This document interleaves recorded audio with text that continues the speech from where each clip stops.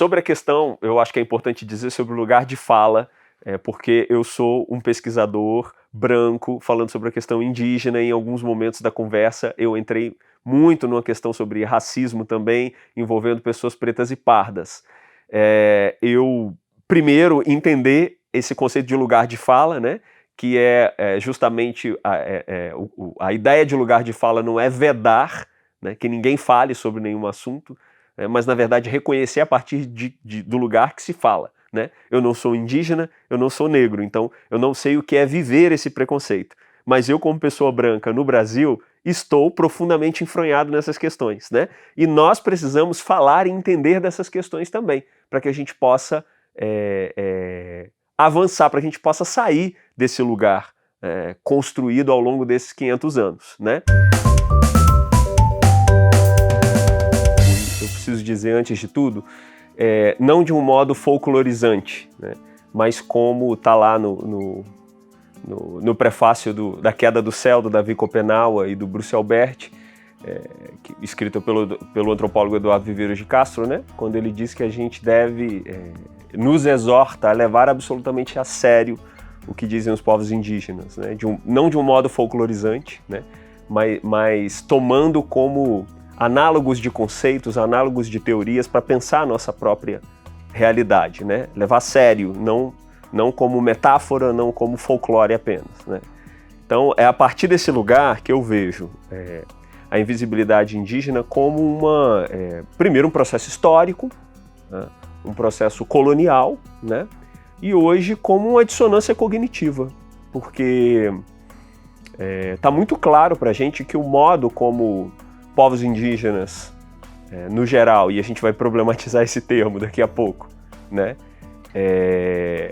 escolheram habitar o planeta, né, as apostas feitas pelos povos indígenas ao longo da nossa existência como espécie, nos parecem hoje assim, absolutamente mais adequadas para a sobrevivência do que se conhece como espécie humana no planeta, do que o modo como nós, povos ocidentais, ou que mimetizamos uma Europa, né, uma modernidade europeia, escolhemos fazer. Né? Então, eu vejo a invisibilidade indígena hoje, além de todas as questões que envolvem o colonialismo e o preconceito, também como dissonância cognitiva. Sim, a invisibilidade indígena é uma forma de racismo. A gente pode entender que é Porque, antes de tudo, o racismo ele é uma tecnologia, né? O Achille Mbembe, lá o autor camaronês, filósofo, autor de Necropolítica e de uma série de outros ensaios e estudos sobre racismo, né? Ele vai dizer pra gente que o racismo é uma tecnologia social, baseado na ideia de biopolítica do Foucault. Quer dizer, a partir do racismo, né, o racismo é uma tecnologia que separa, né, e define quem merece estar em determinado lugar, quem não deve estar em determinado lugar. Né? Aliada a outras tecnologias, né, pode segregar mais ou segregar menos. Então, a partir desse lugar, eu entendo também a invisibilidade indígena como um tipo de racismo, porque a gente tem aí também uma tecnologia que vem tentando segregar, separar e dizer quem merece ou não ocupar territórios, quem deve ou não estar vivo, né? Quem deve ou não falar sobre determinados assuntos, né? Quem é civilizado ou não, o que a gente tem visto hoje que é uma grande falácia, né? Ailton Krenak diz pra gente que é um grande problema entender o Ocidente como civilização e os povos indígenas como bárbaros, né?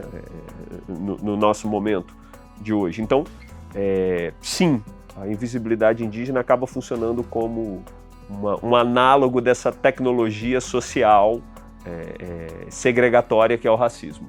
Existe uma diferença entre o racismo sofrido por pessoas pretas e pardas e o racismo sofrido por indígenas. Como tecnologia social, o racismo ele também muda de acordo com o lugar onde ele acontece, né? Ele absorve características da sociabilidade daquele povo, daquele grupo. Então, se a gente parar para pensar, por exemplo, o racismo sofrido por pessoas pretas e pardas no Brasil é diferente do racismo sofrido por pessoas pretas e pardas nos Estados Unidos, por exemplo. Né? Nós temos uma diferença que é social, que é histórica, que é do modo como como as interações sociais te organizaram. Então, desse modo, nós temos também uma diferença, que é histórica, que é social, em relação ao racismo sofrido no Brasil por pessoas pretas e pardas e por pessoas indígenas. Mas, para além disso, tem um marcador também, que é um marcador étnico, né? Eu vejo hoje que nós vivemos de um tempo para cá, a partir da organização dos movimentos negros, né? A gente vê uma certa visibilidade para essa questão, né? Que a gente está presenciando, que a gente está vendo só muito recentemente para os indígenas e para as indígenas, né? E eu acho que isso tem um tanto a ver com a emergência climática, especialmente, né? Com a iminência das mudanças climáticas e da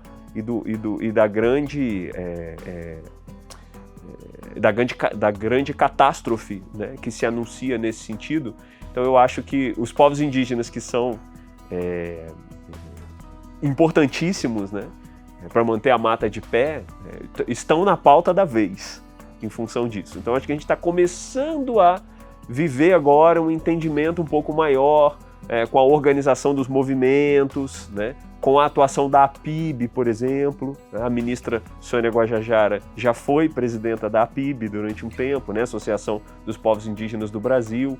Durante a pandemia houve um trabalho de visibilização muito importante a partir daquela série audiovisual chamada Emergência Indígena, pela qual a Sônia, inclusive, foi processada pelo ex-presidente Jair Bolsonaro e responde a esse processo ainda hoje.